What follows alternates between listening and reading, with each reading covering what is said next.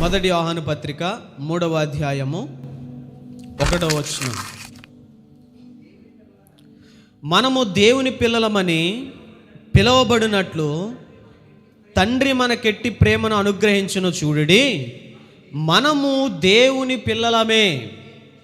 దేవుని ఈ హేతువు చేత లోకము మనను ఎరుగదు, ఏలయనగా అది ఆయనను ఎరుగలేదు. ఈ రోజున దేవుడు అంటే అసహించుకునేటువంటి వ్యక్తులు చాలామంది ఉన్నారు.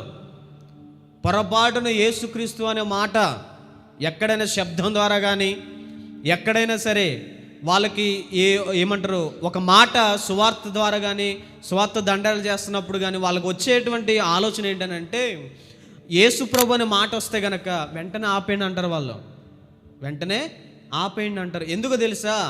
దేవుడు యేసుక్రీస్తు అనేటువంటి మాటలో పరిశుద్ధత దాగుంది. యేసుక్రీస్తు అనేటువంటి మాటలో యథార్థత దాగుంది. యేసుక్రీస్తు మాటలో నిశ్చయత దాగుంది. యేసుక్రీస్తు ఒక మాటలో పవిత్రత దాగుంది, పరిశుద్ధత దాగుంది, నిశ్చయత అన్నీ ప్రతిదీ దాగున్నప్పుడు ఈ లోకములో పాపం బాగా విస్తరంగా ఉంటే లోకము ఆ పరిశుద్ధతను అంగీకరించదు. లోకము ఆయన స్నేహమును ఇష్టపడదు. అంతెందుకండి, ఎగ్జాంపుల్గా మీకు చెప్తాను.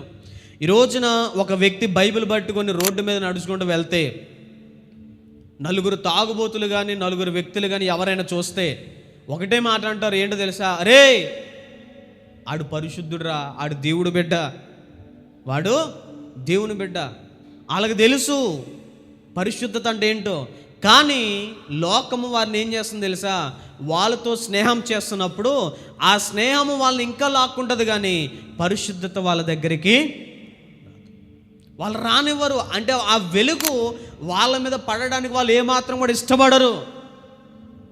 ఒకవేళ ఆ వెలుగు వాళ్ళని తాకితే వాళ్ళ బ్రతుకులు మార్చేస్తుందేమో. ఒకవేళ ఆ వెలుగు ఆ పరిశుద్ధత వాళ్ళకి కనుపడితే గనక వారి జీవితం మారిపోతుందనే భయంతో వాళ్ళు లోకంలోనే బ్రతకడానికి ఇష్టపడుతున్నారు తప్ప దేవుని దగ్గరికి రావడానికి వాళ్ళు ఇష్టపడతలే. కానీ వాక్యం చెప్తుంది మనం ఎవరంట? దేవుని యొక్క పిల్లలమే. మన దేవుని యొక్క పిల్లలమై ఉండి ఈ లోకంలో మనం బ్రతికితే గనక ఈ లోకం మనల్ని ఆశిస్తుంది, కానీ దేవుని దగ్గరికి మనం నడవడానికి ఇష్టపడం.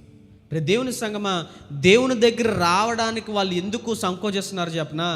దేవుడి దగ్గరికి వస్తే వాళ్ళ వ్యాపారాల్లో మోసాలు చేయడానికి ఉండదు.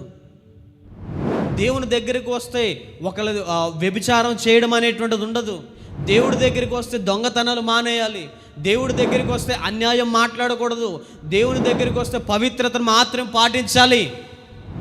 అందుకే నేటి సమాజము క్రైస్తవుడు లేకపోతే క్రీస్తు అంటే భయపడుతుంది. దేవుని బిడ్డరా, కానీ వాక్యము స్పష్టంగా చెప్తుంది మనము దేవుని పిల్లలమేనంట. దేవుడు మనల్ని వెతుక్కుంటూ వస్తూ, అయ్యా మీరు ఈ లోకమునికి సంబంధించినటువంటి వారు కాదు, మీరు ప్రత్యేకంగా బ్రతకాలి అని దేవుడు మనల్ని కోరుకుంటూ ఆయన ఇష్టపడుతూ ఉన్నాడు. అందుకే అపోస్తులందరూ కూడా స్పష్టంగా చెప్తున్నారు, మీరు వీటన్నిటికి దూరంగా ఉండండి, వీటన్నిటికి దూరంగా ఉండాలి. ఈ రోజున ఇక్కడ ఉన్నటువంటి సంఘమైనప్పటికీ కానీ ఎవరైనా సరే ఈ మాట వింటే గనక మీరు ఈ లోకాచారాలను బట్టి మనం బ్రతకూడదు.